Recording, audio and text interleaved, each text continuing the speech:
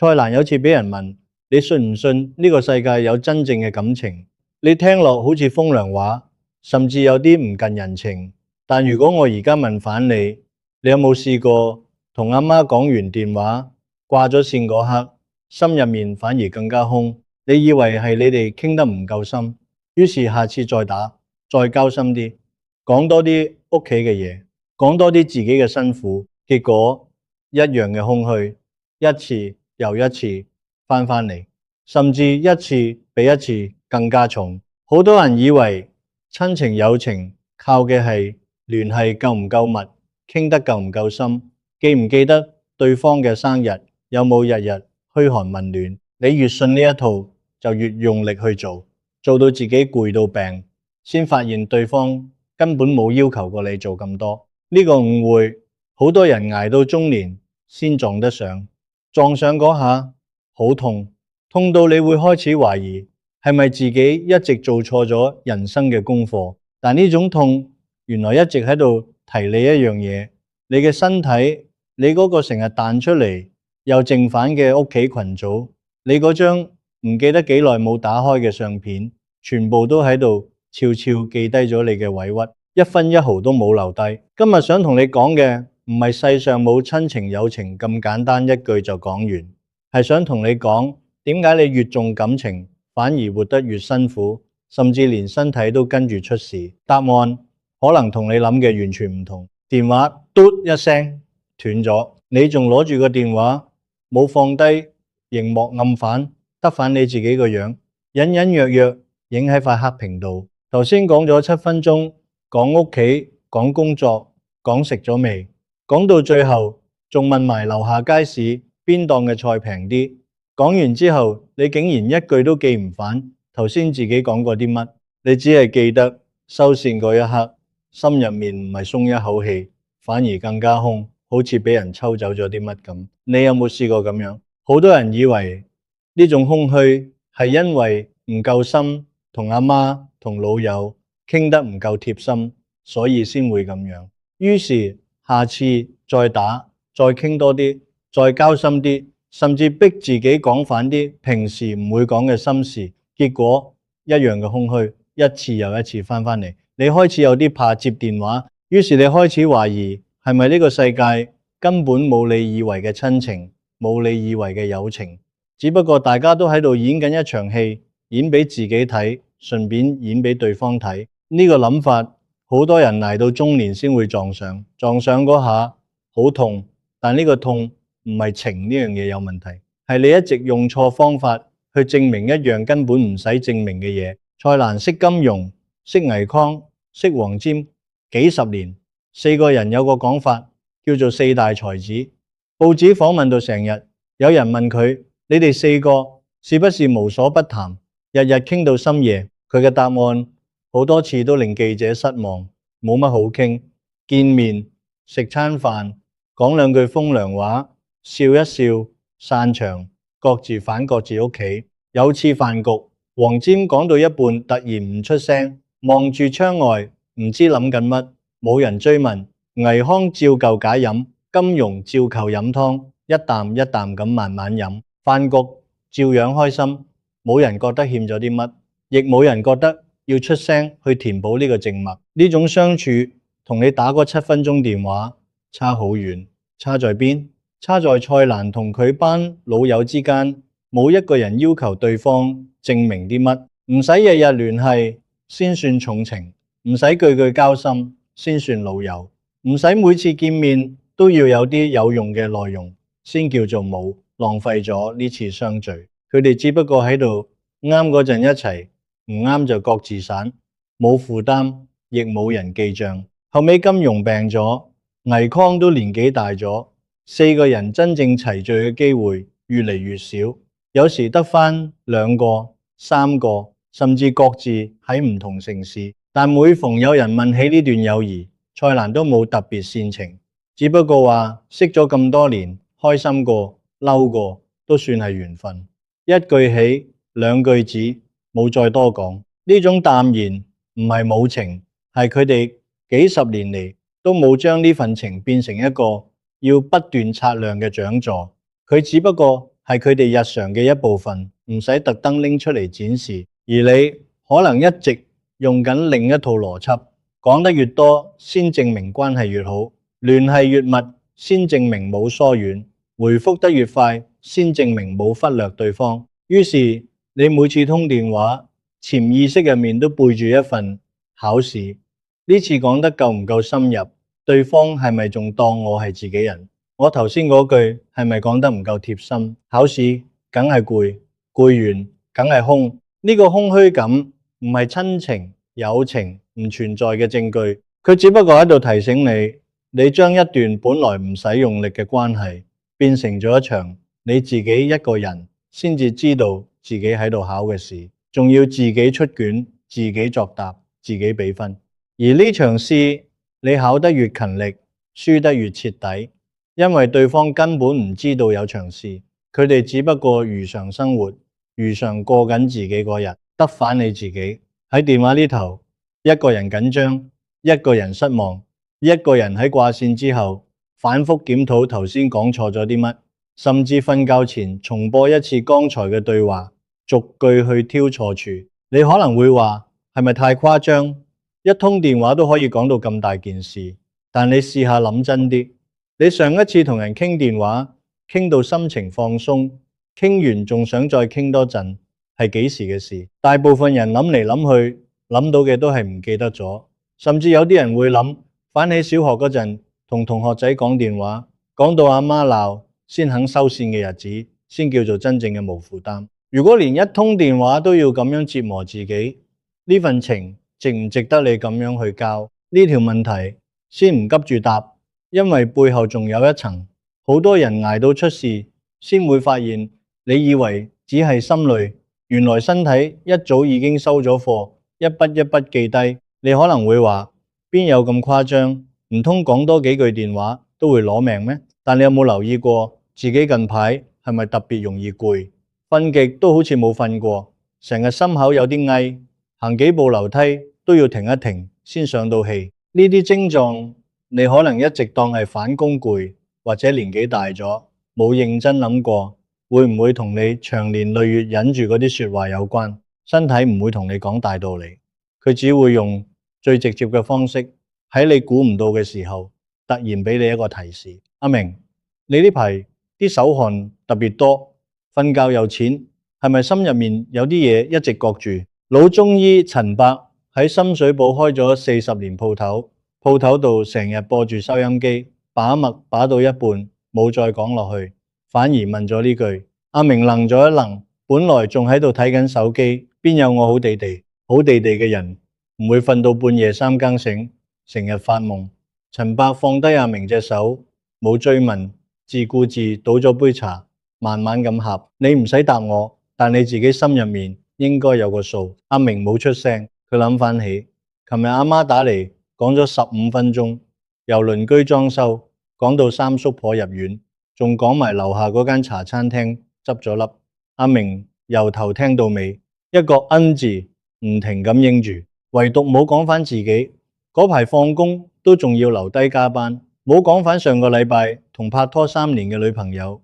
已經靜靜地分咗手，冇講返自己而家一個人瞓喺屋企，成晚對住個天花板，唔係唔想講，係覺得講咗都冇用。阿媽都有自己嘅辛苦，仲要湊住三叔婆，點忍心加多一份俾佢？你哋後生仔成日以為忍係體貼。陳伯呷一口茶，慢慢咁講：我行醫40年，睇過太多人，心事忍到出病嚟，先發現忍唔係體貼，忍係一個人自己揸住把刀，慢慢喺自己度捅，捅到冇晒血，都仲未肯放手。呢個嘢，阿明企喺鋪頭度，足足愣咗半分鐘，個手汗又滲返出嚟。好多人以為重情義嘅人應該活得更加安樂，識得為人設想，識得體諒，理應少啲紛爭，多啲福氣，甚至老天都應該想多啲俾佢哋。但現實往往相反，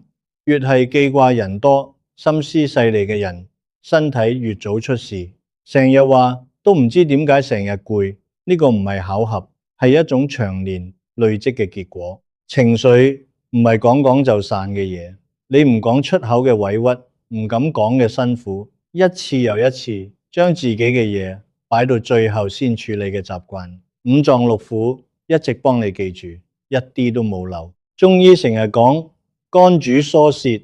一個人成日悶住唔出聲，肝氣鬱結，連帶脾胃都跟住差，成日冇胃口，成日胃酸倒流，呢啲唔係嚇你，係你去街市，阿婆都識講嘅老生常談，忍得就忍，但冇人再講落去，忍到最後，忍嘅係邊度？會唔會有一日忍到冇得再忍？蔡瀾寫食評，寫到最後，其實係寫緊一樣嘢胃口。佢成日講一個人食唔落嘢，梗係心入面有事，唔係件嘢唔好食。人哋以為佢講緊美食，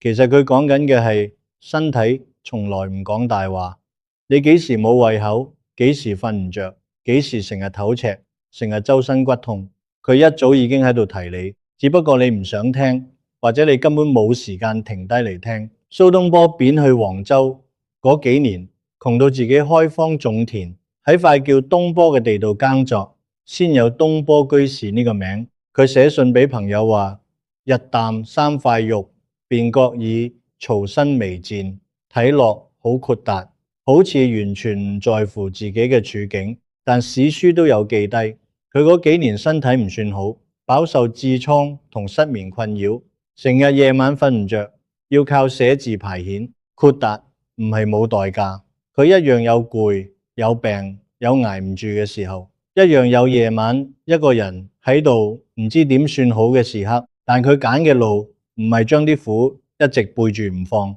而係照食、照寫、照過日子，痛照痛，生活照生活。兩樣嘢唔一定要互相拖住，唔一定要痛完先至可以再笑。就好似你返工，老細講嘢難聽，你可以嬲，可以喺心入面鬧佢10次8次，但唔一定要將呢份嬲一路背返屋企，揸到無端端就爆響老公老婆度，或者將氣一路忍到瞓覺都仲喺度諗。情緒係用嚟感受，唔係用嚟囤積，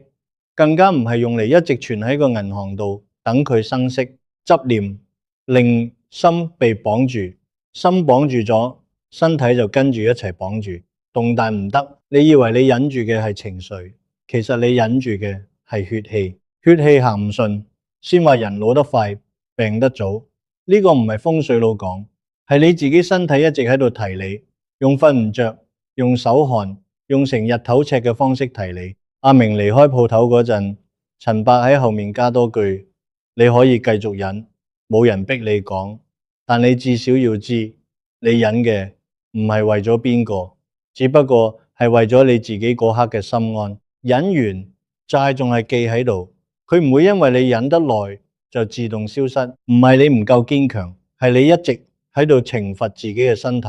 去換人哋一句唔使擔心，去換一個你好乖嘅印象。阿明由鋪頭出返嚟，行過樓下個街市，見到有檔賣湯料，忽然諗起自己已經好耐冇煲過湯，好耐冇為自己整過一頓正正經經嘅飯。佢一直都話冇時間，其實佢有時間，只不過呢啲時間佢一直都留咗俾屋企群組入面嗰啲已讀不回嘅信息，留咗俾嗰啲永遠都需要多一個人聽嘅事情。佢企喺個湯料檔前面諗咗好耐，最後買咗一份話要煲反和湯俾自己飲。呢個決定好細，細到唔會有人留意，但係佢自己嘅第一步。而家如果你都聽到心入面，可以喺留言區留低4個字：放過自己。呢唔單止係一個願望，更加係你對自己講嘅一句承諾。當你打低呢4個字，你就係喺決定今晚唔再幫啲唔關自己事嘅嘢揸住唔放，甚至可以早啲瞓，唔使諗埋一大堆。但呢個忍嘅習慣又點會咁易養成？好多人捱到而家先發現，原來呢個執念唔係今日先有佢，好可能由你細個嗰陣就已經喺屋企度悄悄種落，種到而家先開花結果。只不過結出嚟嘅係啲你唔想要嘅嘢。個相架擺咗喺櫃頂，好耐冇執過，上面積咗一層薄薄嘅塵。相入面9個人笑得幾勉強都好，總之全部人望住鏡頭，個個都住得幾企理。阿婆坐正中間，兩邊係啲細路，細路而家有啲已經40幾歲，有啲已經移咗民，喺加拿大定澳洲，一年先聯絡2、3次，有啲相入面嘅位置，而家已經冇人再企得返埋一齊，甚至有個位置嘅人，你已經記唔清楚上一次見佢係幾時。呢張相拍嘅嗰年係屋企群組開心一家人啱啱開嘅嗰年，嗰陣個個都興奮咁不停出聲，貼相、貼笑話、報平安。而家嗰個群組你打開睇下，上一次有人出聲已經係去年新年，得返一句新年快樂，配一個利是封表情，冇人回，個對話框就咁靜靜地停喺嗰度。再之前就係阿婆入院嗰幾日，大家輪流報告病情，交代醫生講咗啲乜，報告完又正反，好似大家都鬆咗一口氣，可以唔使再出聲。有幾耐你冇再打開過呢個群組？好多人以為屋企人嘅情係掛喺陽台度曬衫咁，一直都喺度，唔使刻意去維繫。總之有事就會企出嚟，唔使日日提醒。但你有冇諗過一個問題？如果一段關係得返有事先出聲，呢個仲算唔算情？抑或只不過係一場表演，表演俾自己睇，證明自己仲有屋企，證明自己冇被人拋棄。呢個諗法好殘忍，但殘忍嘅嘢通常先係真嘅，只不過冇人想第一個講出嚟。你可能會問，咁係咪即係要斷絕晒所有聯繫先算識做？梗係唔係。有啲人成日走去另一個極端，話乜都睇化晒，人情都唔使理。其實呢種都係一種逃避，只不過用嘅係相反嘅方式。真正嘅問題唔係你聯唔聯繫，而係你聯繫嗰陣係咪帶住一份你一定要有反應嘅期望，定係純粹想同對方講句嘢，講完就算，唔使收貨。莊子有個古仔，妻死，惠子去弔唁，竟然見到莊子鼓盤而歌，敲住個瓦盤唱歌。惠子好嬲，話你老婆死咗，你唔喊都算，仲喺度唱歌，未免太過分，太冇人情味。莊子答佢，佢一開始都有喊，後尾諗反，人本來就冇生命，冇形體，冇氣，喺恍惚之間變而有氣，氣變而有形，形變而有生，而家又變返去死。呢個同春夏秋冬四季運行冇分別，唔使特別喊得咁淒涼。呢段嘢好多人讀完以為莊子講緊生死體化，得個體化兩個字。其實佢講緊嘅仲有另一層，佢冇因為形式冇咗就以為情冇咗，佢老婆嘅形冇咗，但佢哋之間嗰份情唔使靠喊得幾大聲，守靈守得幾耐去證明，唔使靠幾多人嚟弔唁去計算佢哋夫妻情深唔深，情已經喺度發生過，呢個先至係真，唔使額外做戲俾人睇，唔使補多場戲先安樂。你個屋企群組靜咗，唔代表屋企人之間冇情，但如果你成日因為群組靜咗而覺得冚家都唔要我，呢頭親情已經散咗，於是不停出啲無關痛癢嘅信息去試探，去等人回應。咁你可能同頭先嗰個考試邏輯一樣，將本來唔使證明嘅嘢，逼住自己一次又一次去度，去證明，去失望，然後又再試多次，形成一個死循環。土瓜灣有間舊唐樓，住咗個陳太，60幾歲，間屋成日執得好整齊，一件雜物都冇，得一樣嘢佢一直冇執，就係佢個仔16歲離家出走嗰年留低嘅一張賀年卡，卡面印住隻兔仔，一直擺喺電視櫃嗰度，冇搬過位。30年，佢冇同個仔傾過超過5分鐘嘅電話。個仔一直喺內地做嘢，逢年過節都話忙，但每年新年佢都照買2份年貨，一份自己嘅，一份放喺度，好似個仔隨時會返嚟咁。有次街坊問佢：你使唔使咁樣？佢都唔多理你。你使唔使咁攞苦離身？陳太講咗句嘢，講嗰陣冇乜表情。我唔係買俾佢睇，我買俾自己心安。呢句嘢輕輕地但重重地，聽落好似冇乜嘢，但諗真啲，先發現裏面有幾多年嘅委屈同放低。你以為你要嘅係情，要有回應先叫做情，但可能真正嘅情係你自己知道有過，唔使人哋證明反俾你聽，唔使人哋每次都答反一句嚟確認呢份情仲存在。呢個道理講就易，做就難，因為由細到大冇人教過你一份情可以單方面存在都算數。你所受嘅教育，你睇嘅劇集，你聽嘅歌，通通都喺度強調有來有往先叫做圓滿。於是你將所有唔對等嘅關係都當成係一種缺陷，甚至一種失敗。但人生入面好多最深嘅情，其實一直都唔對等。父母對仔女嘅付出，好少會有仔女完全對等咁報答返。你對一個已經唔喺度嘅人嘅掛住，亦唔可能再有回音。呢啲情唔對等，唔代表唔真。你個相架，你個靜晒嘅群組，唔係證明親情友情唔存在，佢哋只不過反映你可能一直用錯咗把尺去度一樣本來唔使量度嘅嘢，好似用秤去度一陣風咁。陳太個仔其實有一年除夕真係突然返咗嚟，冇打電話講先，就咁企喺門口。陳太開門嗰刻冇喊冇興奮，只不過講咗句返嚟啦，我熱緊嘢食。個仔喺屋企坐咗3個鐘，冇乜特別話題，睇住電視，食咗2碗飯，夜晚就返酒店瞓，話翌日一早要走。陳太送佢出門口，冇問幾時再返嚟，只不過話路上小心。街坊事後問佢開唔開心，陳太諗咗一陣，話開心，但唔係嗰種要喊出嚟嘅開心，係好似終於唔使掛住嗰種開心。呢個執念又點會咁易養成？好多人細個嗰陣已經喺屋企學識咗一件事，表現得夠乖、夠聽話、夠肯俾，先有得讚，先有糖食。你細細個已經明白情原來係要用行為去交換，唔係無條件咁存在。呢個邏輯跟咗你幾十年，由屋企跟到出返工，跟到你識朋友、拍拖、成家，你成日都喺度計緊我做咗幾多，對方有冇對等咁回報。你以為呢啲係識做人，其實好可能你只不過一直冇醒覺過，原來自己一直做緊一場冇人叫你做嘅表演，而觀眾可能得返你自己一個。而呢個執念背後原來同一樣嘢有關。呢座城市由細到大冇教過你可以留返啲俾自己。80年代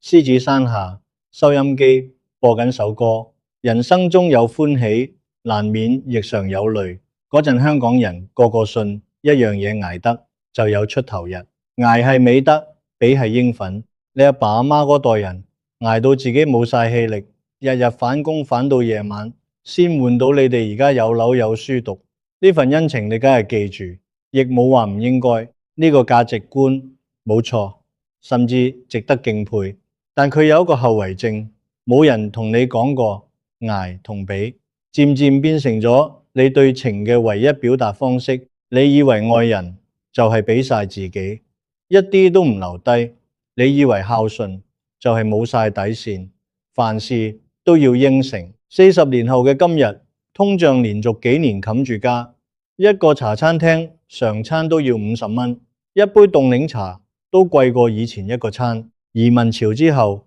好多屋企散咗一半人喺外國，剩底喺香港嗰啲，一邊要供樓供仔女，一邊心入面仲掛住走咗嗰班人幾時先返嚟食餐飯。逢年過節就特別掛住。寫字樓入面 AI 一日比一日緊要，你老細都開始學緊點用 AI 減人手。開會嗰陣成日提住效率2個字，你返工嗰份不安全感同你阿爸嗰代嘅捱得就有出頭已經完全係兩回事。而家係捱都未必有出頭，仲要驚份工幾時冇埋，但你仍然唔識唔捱，因為呢個係你一直以嚟嘅生存方式。陳太48歲，喺深水埗一間會計師樓做中層，月供2層樓，自己嗰層同埋阿媽嗰層加埋每個月都好緊絀。佢老公2年前失業，而家喺屋企湊仔，佢一個人揸住成頭家，返工湊仔供樓湊阿媽，樣樣都係佢。有次同事約佢放工飲嘢，難得可以坐低吹陣水，佢望一望手機，阿仔群組信息未覆，阿媽嗰邊又有未接來電，佢望住個杯，苦笑講咗句：我都唔記得上次一個人食嘢係幾時嘅事，好似一個人食嘢已經係好奢侈嘅一件事。同事問佢：你自己呢？你幾時對自己好啲？陳太諗咗好耐，答唔到，好似呢條問題佢一直都冇俾機會自己去諗，佢反而反問反同事：你話係咪一定要對自己好先算生活得好？我而家咁樣都算係一種好，唔係咩？同事冇即刻答，兩個人喺個吧台度靜咗幾秒，杯入面嘅冰慢慢咁溶緊，唔係佢唔想，係佢由細到大從來冇人教過佢呢條問題，原來可以有答案，甚至原來可以問。你有冇發現呢座城市教你嘅嘢，全部都係點樣對人好，點樣孝順，點樣顧家，點樣做個負責任嘅人，教你做人要有交代，但從來冇人教你點樣留返一啲俾返自己，教你點樣可以問心無愧咁對自己講句今日夠啦。你返學嗰陣，作文題目成日都係一件關心他人嘅事。我最敬佩嘅人，得獎嘅作文好多時都係講犧牲、講付出、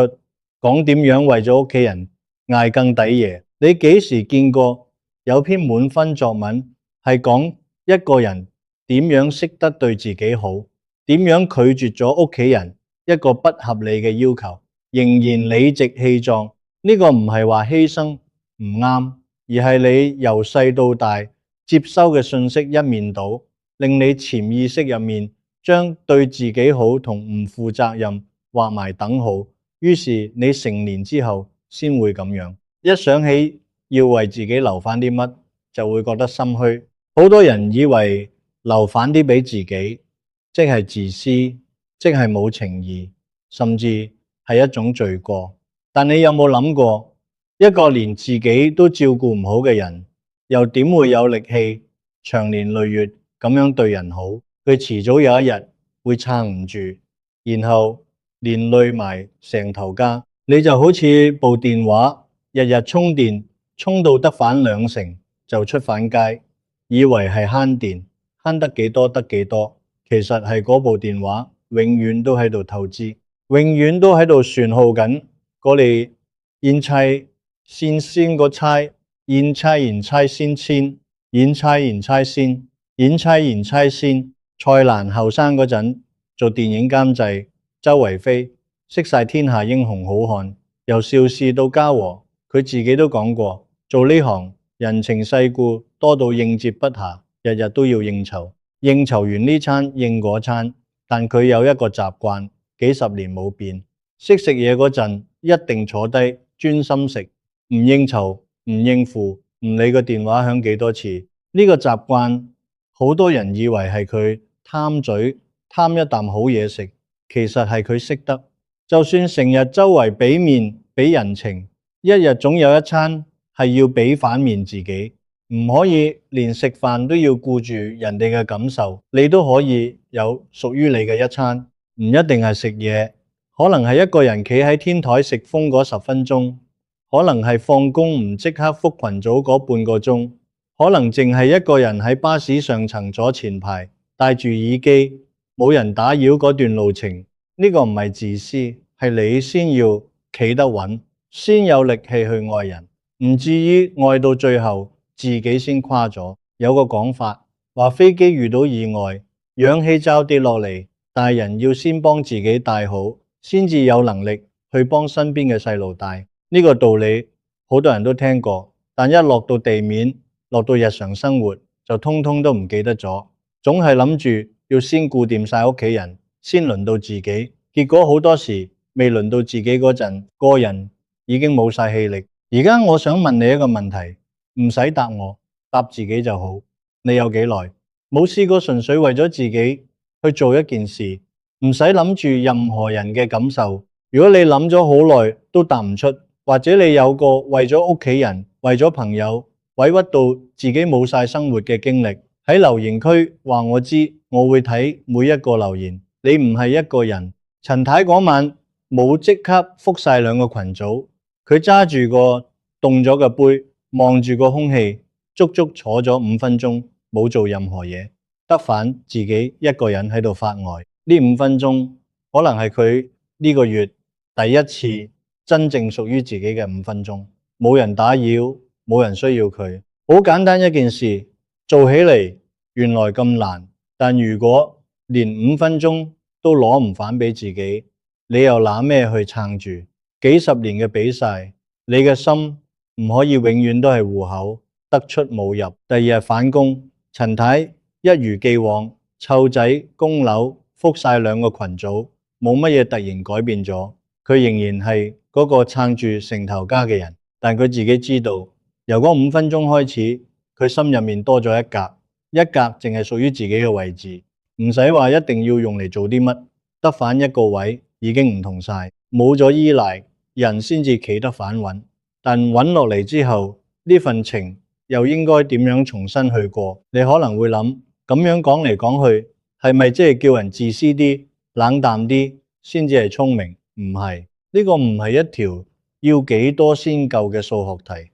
唔係話由今日開始你要減少幾多聯繫，控制自己俾幾多先叫做識做。真正嘅改變唔喺乎你做幾多，而喺乎你做嗰陣心入面帶住嘅係一份負擔定係一份甘願。同一件事，一個人帶住怨氣去做同帶住甘願去做，結果對身邊人嚟講可能睇落一樣，但對你自己嚟講分別可以好大。同一間茶餐廳，但今日你冇打俾邊個，你一個人叫咗中普椅2件叉燒包，坐喺街角嗰張台望住街外車來車往，伙計落單冇多問，你都冇多講，呢種唔使解釋嘅默契，你後知後覺原來一直都存在，只不過你以前從來冇留意過，成日趕住走，冇心機留意呢啲小節。隔離台兩個阿伯由入嚟到而家冇講過10句嘢，一個睇緊份報紙督住份馬經，一個望窗口望住街上啲人，間唔中夾反啖點心，笑一笑，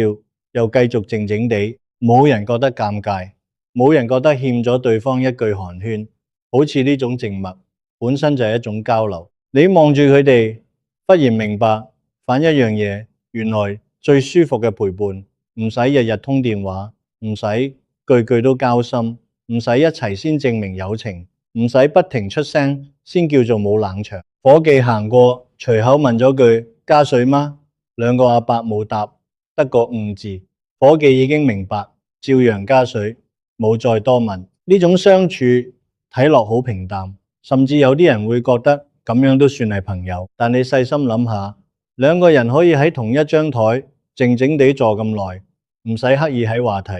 唔驚冷場，本身已經係一種好深嘅信任。因為佢哋都知，就算今日冇講嘢，聽日照舊會再嚟，情唔會因為今日靜咗而變薄。蔡瀾晚年寫過唔少關於生死嘅文章，佢公開講過自己早已經安排好身後事，唔想麻煩人，亦唔想大費周章，一切從簡。呢種態度，好多人第一時間諗到嘅係體化，得個灑脫嘅印象，但更深一層，其實係一份對身邊人嘅體貼。佢由頭到尾都明白，情唔使靠場面撐住，唔使靠儀式證明，唔使搞到人人都好辛苦先叫做重視。你記得佢講過嘅一句說話已經夠，唔使成日提醒你要記住佢。呢個道理同你頭先喺同一間茶餐廳嘅第一通電話遙遙呼應。嗰陣你掛線之後覺得空虛，係因為你一直將講得夠唔夠深當成情嘅唯一憑證，